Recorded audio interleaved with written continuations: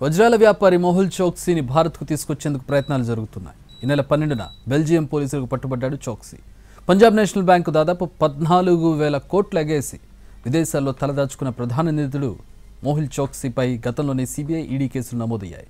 చోక్సీని స్వదేశానికి రప్పించేందుకు భారత్ కొన్నేళ్లుగా తీవ్రంగా ప్రయత్నిస్తోంది. భారత్ అభ్యర్థనతో చోక్సీ తమ దేశంలో ఉన్నట్టు ఇటీవల బెల్జియం ప్రభుత్వం ప్రకటించింది. భారత్లోని దర్యాప్తు సంస్థల అభ్యర్థన మేరకు మొహుల్ చోక్సీని అదుపులోకి తీసుకున్నట్టు బెల్జియంలోని అధికారిక వర్గాలు నిర్ధారించాయి.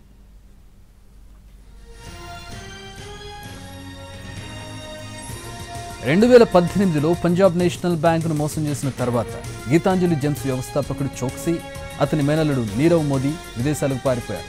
చోక్సీ తొలుత యాంటిగువా బార్బుడాకు వెళ్లగా నీరవ్ మోదీ లండన్లో ఆశ్రయం పొందాడు.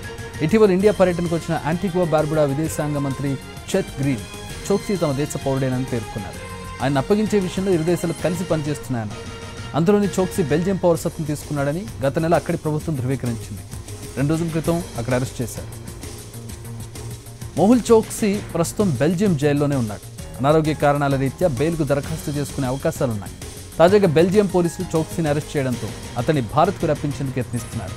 అరెస్ట్ నేపథ్యంలో సిబిఐ, ఈడీ అధికారులు చోక్సీ అప్పగింతకు బెల్జియం ప్రభుత్వాన్ని అభ్యర్థించారు.